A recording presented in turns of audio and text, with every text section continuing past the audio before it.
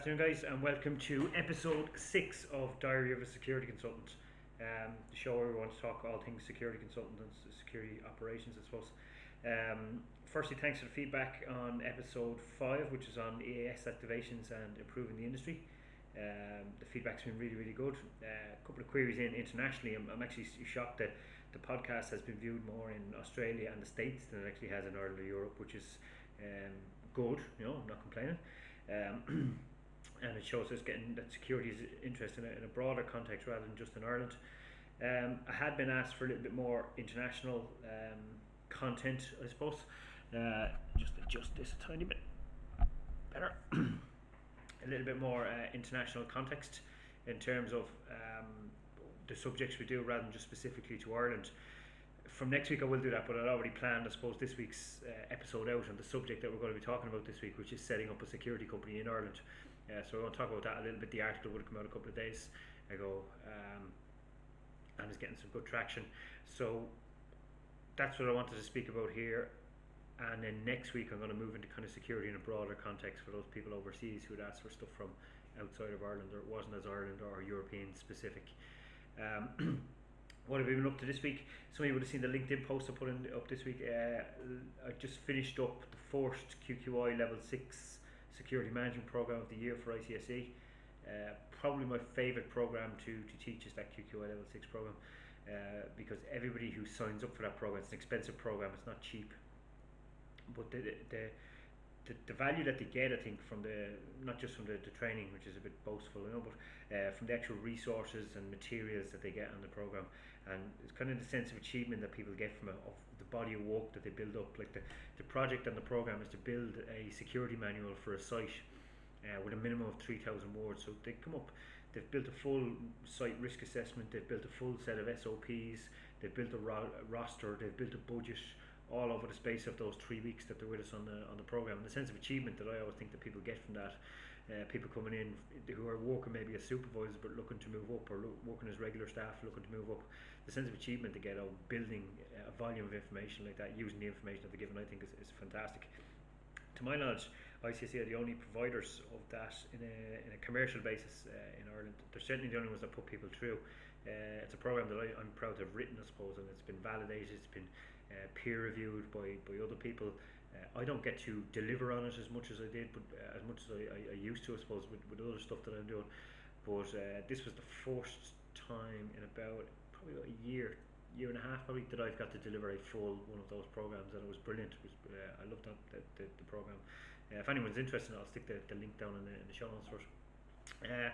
So that's what we're up to last week, and we had our final audit through today, actually, of a person going through, which is the subject of this video and podcast, I suppose, the PSA 31 2019 audit. We've had 4 since Christmas go through it. 3 have successfully gone through, 1 is awaiting further documentation, and that's what I wanted to get. I get probably maybe 1 a month, maybe a little bit more questions into the website and stuff. I'm working in the security industry X amount of years, and I'm thinking of setting up a security company. How do I go about doing that? And they're looking either for you to do it for them or to give them a template that they can follow. I always advise people, before I will sell somebody any product, whether that be templates or consultancy or training or anything like that, I always like, sit down and let me just tell you the costs and in terms of time and money that this is going to cost you, because it's not a straightforward thing. I mentioned it last week on the podcast. In June of last year, the PSA introduced the PSA 31 2019 standard, which is the new entry-level standard for people looking to enter the security industry and start a security company in the guarding services, door supervisor or event security sectors. They always had a PSA 31 standard. In recent times, what used to happen, I suppose, was that you got one of the certification bodies to come out and audit you against the PSA 31 standard. Then the PSA came out, and then they passed you. They've done away with the certification bodies for reasons that I'm not going to get into on this podcast. I don't have long enough to rant about them. And the PSA are now doing the initial phase, what they call the phase 1 audit themselves. They've brought in some more stringent controls around finance and who can and can't run a security company. And like I mentioned last week, I may not always agree with the controls that they brought in, but I can see that they're doing them for the right reasons, which I think is really, really good for the industry. The regulator and their auditors seem to be moving in a direction of, look, we need to get people in running companies that are beneficial. One, that are capable of doing it. Two, capable of running a professional organisation. And three, the right people to be running security companies. So to start off with, I suppose, one of the biggest changes that we've seen is the introduction of the new clause 3.1.4, I think it is, which basically says who is and is not a fit person to run a security company. That's new since June of last year. I believe, from my reading of the situation, where they got it from, was first introduced in the private investigator standard, where the private investigation companies, who were the stakeholders for that standard, didn't want people with no experience in the sector coming in. So they put this clause in to say that only people who had experience as private investigators could apply for a license as private investigator companies. And from what I can see, the PSA just copied and pasted that across to the PSA 31 standard. So basically what clause 3.1.4 says is that in order to apply for a license, you must have a director who's got 5 years operational experience in the last 10 years in the sector which you intend to apply for a license for. So if you intend to apply for a guarding skills and door supervisor license, one of your directors must be operational for 5 of the last 10 years in those sectors. Or they say have equivalent experience to that. So, and they don't state what that is, apart from to say that you must have the equivalent necessary experience and qualifications to do things like budgets, rosters, risk assessments, deployment, training of staff, etc., etc. So you have to show that one way or the other. It's one of those ones I don't necessarily agree with, but I can see it's been done for the right reasons. It's absolutely been done for the right reasons, no questions about that. It's designed to get the right people in. A couple of issues that I would have around it is, one, just because somebody's been working operationally for 5 years in the security industry doesn't mean they have the required skills and qualifications to run a security company. And two, I suppose there are many, many large existing companies out there whose directors would not have 5 years operational experience in the last 10 years, and they are working absolutely fine out there. Well, you could argue some of them aren't, but which leads me on to reason number 3, that I believe that if somebody took a judicial review or a challenge that, they were turned down, if they say, look, I've got everything else in the standard apart from this required thing, I've no doubt that the regulator would lose that challenge, because you can't have one standard for this person and one standard for this person, which is why I suppose now when you go to apply for a license, before they'll even announce or come out and do your audit or even give an appointment for an audit, they're asking for you to show proof that you fulfill clause 3.1.4, you know. So they don't even want to know if you meet the rest of the criteria, as long as you have the experience. So that's the first one you have to get out of the way beforehand. Not insurmountable, it's done for the right reasons, but there are reasons why I think it's not the best alternative. I think everything should be treated on a case by case basis, but it is certainly moving in the right direction, you know. So in terms of what else they look for now, there's a very heavy emphasis now put on finance. Section 3 of the audit is very much finance based. It's an important aspect. Do you have enough startup capital to run your company? They are looking for X amount of thousands or tens of thousands of euro sitting in a company bank account ready to go. And the general quote that I say to people, and I think this is what the PSA are using as well, you should have enough startup capital sitting in a bank account to do you for the first quarter of trading, so your first 3 months of trading. And that includes everything from having your rent in the account, having your insurance money in the account, having your uniform money in the account, having your training money, your marketing to go get new businesses, your vehicle money, and then your payroll money to pay staff for the first 3 months of services based on your expected sales. If you're being realistic, it's probably going to take you a month to get your first contract. You're then going to have to train staff and run that contract for a month before you send an invoice at the end of the month, and then you're probably going to be on 30 days credit. So that's your 3 months eaten up, very much so, and you're relying on the first client paying on time, you know. So that's why it's important to have that startup capital. The other thing that there's a real focus on, and I can see why, sometimes I think they're kind of overstepping their mark a little bit in some aspects, but I can see why. They want to know, where did that money come from? If it's come from personal account, they want to see the personal account that it came from and the actual lodgement of where it came from your personal account to the business account, the startup business account. They want to know if it's a loan or if it's startup capital. If it's a loan, a director's loan, they want to know how you plan to pay that back, and that has to be in your plans, your cash flow plan. If it is funded, they want to know where it's come from. They want to see that it hasn't been just put into your personal account to be then taken out of your personal account. So I suppose that's a real clampdown on rogue operators who maybe could not get a license themselves, but would put somebody forward as a front in order to get their license. And I'm not saying that has happened in the industry, but that has happened in the industry. Let's be honest about it.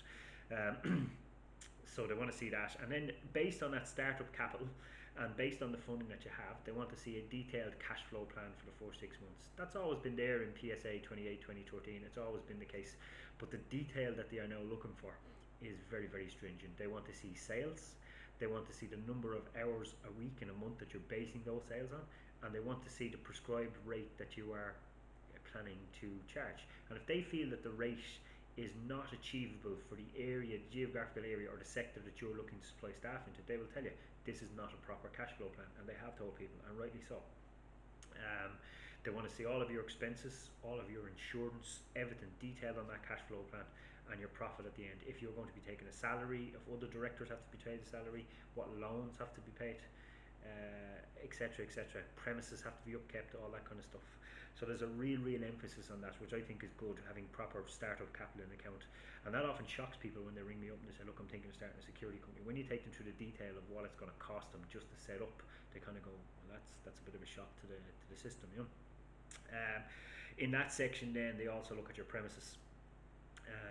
I suppose for many years, a lot of security businesses would have been started up just here, sitting at the kitchen table or a spare room in the house, and that day is not quite gone, but it's certainly going. So in order to have a premises, you have to list an administrative office, which they have to come to for the audit, and that premises has to be secure, it has to be lockable, it has to have a PSA monitored alarm, a PSA installer's alarm installed and monitored by a PSA monitoring company.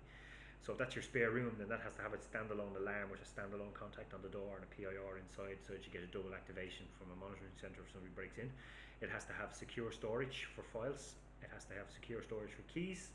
It has to have secure electronic storage on things like computers and your malware stuff and your cyber security assessment and your data protection assessment. All that has to go in if you have a spare room, which is why I'm saying it's getting harder and harder to operate that from a spare room in your house.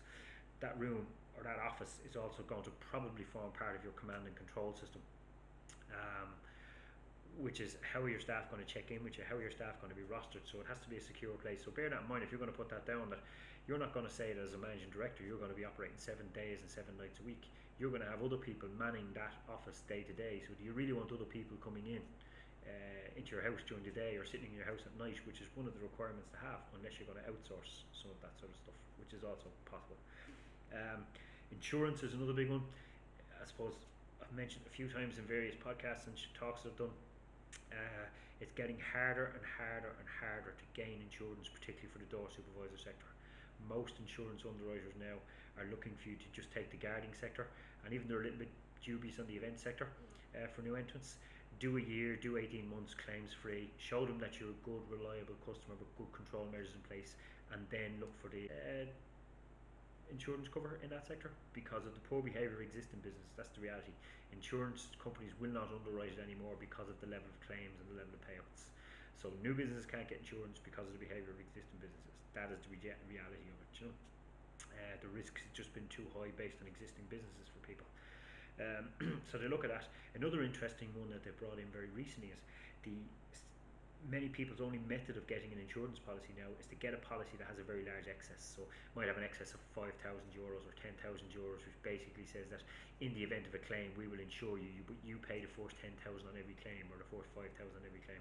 If your policy has that excess in, the PSA are looking for you to keep 3 times the value of that excess in an account, separate, not to be touched in the event of claims in your first quarter or first 6 months of trading. You know, that's a huge amount of money to have just sitting there, not able to touch, just in case you have a claim. You know, I can see why they're doing it, so the companies don't go under because of the very first claim that they get in, just in case, because basically startups are at huge risk of claims because maybe their policies and procedures wouldn't be as developed as other providers would. You know. They move in then, they talk about things like staffing and training, and it's the usual stuff, having your staff records set up. The screening is one that I always really push to people to say, look, you cannot deploy staff until you do a 5-year screening check on those staff. All of their employment, you have to call them, you have to get written letters, and you have to record all of that for every staff member that you wish to deploy. That takes time. After you've hired, after you've recruited, you have to have your recruitment policy, your hiring policy, your screening policy. all of that stuff. How are you going to go step by step? The documents you're going to keep, you have to have all that. You have to create your staff files, and then you have to verify and screen these people. That is a huge cost for a startup business in terms of effort and managing director, because you probably won't have an administrator at this stage, and in terms of time that you're going to invest and cost that you're going to invest in doing that. That's before you can put a person on a site to make a cent for you. So it's a very, very big undertaking for a business. Then they talk about training, what your training policy is, who your trainers are going to be. You have to nominate a training administrator, who could be any manager or managing director or whatever the case may be, who's going to look after the scheduling, making sure the training is up to date, making sure you get the right people to do your training. They don't have to be the actual trainer. That's absolutely fine if they're not. You can bring in external trainers or have internal people with proper qualifications training, but you have to have a senior member of management responsible for the training, which is not necessarily a bad thing. You can't abdicate responsibility for the training of your staff. So you can then bring in internal trainers or external trainers, but you have to make stipulation. You have to have considered how you're going to do induction training, who and when it's going to happen. You have to have refresher training, site-specific training for each site that you take on. So you have to bear in mind who's going to deliver that training if you're not the qualified trainer. You have to have specialist training. So if your client requires you to have manual handling training, fire warden training, conflict management training, physical intervention training, it could be safeguarding training, all those things. Who, what, when, how are you going to have that training delivered? And then supervisory and management level training. As you grow, how are your supervisors going to be trained? How are your managers going to be trained? And who is going to deliver that training? And you have to plan all that out in a training plan for them, to show, look, this is my plan and how I'm going to do it. These are the people responsible, and these are their qualifications to do that. And that is, again, before you start training. Biggest pitfall, next area, is risk and risk assessment. Biggest mistake I see, companies will contact me after they've had an initial audit with the PSA, and the PSA have come out and knocked them back on the risk assessment end of things. They have the startup capital, they have the premises, they look at the risk assessment, and they've either taken it from somebody else, gone to some spurious consultant, as I've seen in the last couple of weeks, who's basically sold them another company's documents, copied and pasted from their old employer or another security company, or made something up on the HSE's website that doesn't reflect their business. The risk assessment, you have to show your risk assessment procedure, how you walk onto a new client site, how you assess the risk on that site, how you survey that site, and give an example of a risk assessment that you do. And then you have to provide a full detailed safety statement with risk assessments contained in it that are fit for purpose for the security industry. Having things like scaffolding and electrical and power tools that you've gotten from somewhere else, copy paste, is completely irrelevant. You have to own the risk in your business. It is absolutely fine to bring in outside help. It is absolutely fine to use a template, but you have to make this safety statement for your business. It has to say what you are going to do, and you have to be able to explain what's in that safety statement. So bringing in somebody like me is absolutely fine.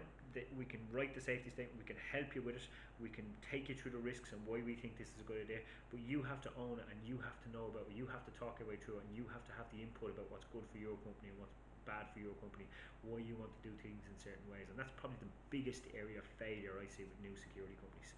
Copied and pasted. There is a very large security provider, worldwide security provider, who has their risk assessments up online. If you Google security company risk assessment, this will come up, right?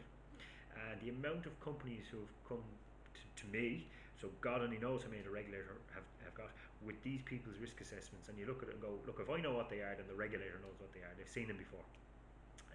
So do your own. It doesn't take that much effort. If you're not capable of doing that, you really shouldn't be running a security business. So that's the risk assessment, producing your safety statement, and producing your ongoing risk assessments for various sites and specific sites and stuff. And then the final area then is operations, how you plan to operate. Now it's the basics from incident report sheets, site logbooks, accident reports, all the documentation that you need. That's usually pretty straightforward to set up. But then we get to things like assignment instructions. Same as the risk assessment. Most common issue I see with the assignment instructions is they've stolen it from somewhere else, or it's been sold to them as a copy-paste job. A template is not enough for the audit. You will need to have a sample fictional site assignment instruction detailing all the SOPs, all the safety arrangements, all the command and control, all the welfare, and that's vitally important. Welfare is a very important thing, has to be in the AI. If you get that wrong, they will throw it out, and rightly so, if you're not looking after your staff. Your risk assessment for that site, the command and control and the training records for that site have to be in it, and it has to be written as you plan to do your business. There's no point in you as a small business entering saying, I'm going to do what the big guys do up here. You can't do it. It has to be fit for purpose for your business. So you have to produce one of those. You could just take the headings from the audit that they give you and write a couple of lines. Absolute waste of time, because it has to work for your business. You know, it might get you through an audit, but it has to work. It's not going to work when you go out there and actually try to use it on a site or on your first client site. You know, and there has to be evidence there of how you're going to get that approved and signed off by the client. Final area then to look at that is your command and control facilities. A lot of confusion about what command and control basically is. Command and control is basically how you're going to manage your business. Everything from how are you going to roster your staff? How will they find out about their roster? How does a person ring in sick? How are you notified if a person hasn't shown up on site? And then we get into the details of, well, check-in calls. All day, every day, 24 hours a day, or as much as your client sites are functioning, there has to be a facility for the site to check in at the maximum every 2 hours with a command and control. Number of options for command and control. It can be a fixed site, i.e. your office. It can be a shared site with somebody else. It can be mobile, as in a vehicle set up, but it has to meet certain criteria, and I'll go into them on a different episode. But it has to have secure storage and welfare facilities, etc. Or it can be outsourced to a third-party monitoring, security monitoring, or a bigger company who does this stuff already. For smaller companies, I would always say, for daytime, by all means, have your command and control in-house, have it there, have it in your head office, do your command and controls and keep your records. At nighttime, outsource it to the professionals. There is no point in trying to say that you're going to be on call all day, every 2 hours or every hour making calls to every site. That is not realistic. They're not going to buy it. It's a stupid thing to say. Don't try and bluff your way through it. Do it properly. Look after the safety of your staff. Another pretty new thing that's been looked for is they were going to look for you to retain the telephone records for every one of those check-in calls, so you need to keep them. It's no longer enough to have a paper-based tick box. Yeah, I call them. You need to have those telephone records kept. You can't use text message. You can't use radio. It has to be a record, a proper record. You could use radio, but you have to have all sorts of other checks and balances in place to say it's done. You can also have a loop system. If you have a number of sites on a loop, as in that each one rings the next one, and it goes round in that circle to make sure everyone's okay. But you have to have a contingency for your basic security officer on each site to say, well, what if the next guy doesn't answer me? Where do I go? What if we can't get in touch with this guy? So there has to be an escalation process as part of your command and control, which is only right. And again, it's one of the biggest fundamental misunderstandings. People think, yeah, sure, he's on a site at night, he's trained, he'll be fine. That's not the way it works. You have to have those redundancies in place all the way through. So they'll come out, they'll spend a day, usually 2 inspectors, they'll come out, they'll do your audit. I've found in the ones that I've met, and even the feedback from clients, they're very, very good. They give constructive feedback. They will tell you on the day, look, this is good and this is not good. This is the areas you need to work on. They very rarely give you a first time pass. Everything's in there. It's just the nature of things. It's a tough audit to pass, and it's 100% compliance rate. So, but what they will do is they'll walk away and they'll give you an audit report. And when you get that report, you've got 5 weeks to submit the missing documentation. And then they will provide you with a certificate to say that you've passed the PSA 31 2019 standard, which allows you to then start trading in the industry once you give them a written guarantee that you're going to implement all this stuff. Within 6 months then, you have to engage an external certification body to do what's called a PSA 28, which is an up and running, I have contracts, I have staff on sites, audit, which is a separate thing altogether. I'll do a different video on that. I've done articles on it before, and come out, and you have to tell them which certification body you're going to engage to do that, and then you're up and running. So I suppose what I wanted to achieve with this was to give people an overview of what it takes to set up a new security company in Ireland, but also explain to people it's not a simple process anymore. It's not just a case of go register your business, get some insurance and start trading, get a license and start trading. It shouldn't be. If we're trying to run a security profession, not just a security industry, a security profession, if you want to run a professional security business, then regulation has to be in place. You can agree or disagree with some of them. Personally, I don't agree with them all. I think they're there for the right reasons. Like I said, don't get me wrong. But I don't agree with how they go about things. I think there's still a very heavy weight in favour of the larger companies or larger providers when it comes to licensing. That's just the nature of things. the regulation of the industry is quite positive in terms of new entrants. It's going to keep some of those rogue providers out. What I would like now to see is to start to apply some of that to existing providers. Risk of that is, again, challenge in the courts. How can you take this away from me if I've been running a business for 10 years and you're telling me now I'm not able to run this business anymore? It's the nature of things. It's hard to see how that's going to change. Continuing improvement. They're not there, but they're heading in the right direction, I would say. Interesting to see when they bring in some of the new standards over the next couple of years, the event licensing sector. I'm not going to get into the event training or licensing sector for a couple of weeks because I'll just have a big rant about it. But that's generally what I wanted to do. If you are interested in setting up a security company, feel free to give me a call. There's no cost involved. I do not charge you to talk you through the process and tell you about the pitfalls and stuff like that. If you want just a call just to go through it, you don't have to buy anything from me. I'm not charging you any money. Just get in touch and have a conversation about it before you commit any money to premises or insurance or registering businesses or websites or anything like that. Please don't spend any money until you've talked through the process with me or with somebody else, with the PSA themselves. Talk through with somebody before you go spend any money. It's not to be taken lightly. It's a big undertaking. It's not an easy business to get in. The margins are tight, the costs are high, the risks are high, so don't get into it lightly. I've been sharing stuff back and forward. Really knowledgeable guy. He's been putting some stuff out on LinkedIn in terms of videos and stuff like that. He has a security company in Australia. He's developed some online security training courses which I've had a look at in terms of active shooter, in terms of conflict management for security operatives and stuff like that.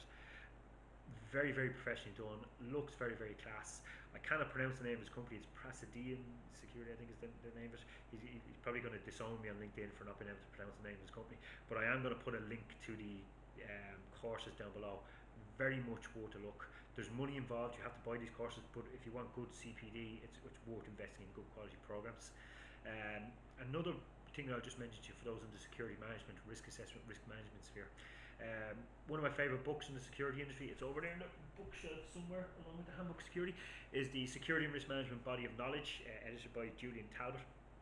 Absolutely amazing book, full of models and theories and academic and pracademic research and case studies and stuff like that. One of my favourite books on the subject of security and risk management. But what I discovered recently is that there's an aide memoire to go with that, and I went online. Let's see if I can get this up here actually. I went online. You can buy it for about 30 quid, I think, on Amazon. But I went online. I got the Kindle version of it. That is it there. $3.99 online. Filled, absolutely filled with models, the handwritten models, all taken from the book, which is a very expensive book, but it's well worth the money. But it's well over £100 sterling to buy, you know. But this aide memoire has many of the models all mapped out in colour. €3.99 on Amazon. I will stick the link down there. The hard copy is like 30, well worth buying as well. I bought a copy of that as well. But I think value for money if you're in risk assessments, if you're interested in the ISO 31000 risk management standard, if you're in security management, this little book, well worth a read. Cannot recommend it enough. Next week, exciting things coming. I am definitely launching the competition on Facebook and Instagram this week of all the prizes in. Don't have them here with me because this is a bit of an ad hoc show, but I'm going to have them up this week. Keep an eye on the Facebook, keep an eye on the LinkedIn, and I'll do a show and tell with the prizes here. Next week we're going to talk a little about risk registers and risk management. I think in terms of for those of you from abroad, we've just had an election here in Ireland, a bit of a political and economic change upcoming, most people feel. We're going to talk about how should organisations look at their risk registers and risk management systems in light of political change. Should they be? How many security providers have a risk register, and are they implementing that, or what are they looking at? We're also going to do a product review. I'm waiting for a product to come in and I'm going to do the review on it. But until then, if you want to get in touch, usual places: Facebook, The Security Operative; LinkedIn, The Security Operative; same on Instagram; website www.securityoperative.ie; and as always, if you want to get in touch, info@securityoperative.ie with your questions. I have got a couple of questions. I'm going to leave them to next week's one to answer, because this one is just I wanted this to be a standalone one. Thanks very much again for listening. Episode 6, we're growing every week. Episode 7 coming up next week. Thank you very much, guys.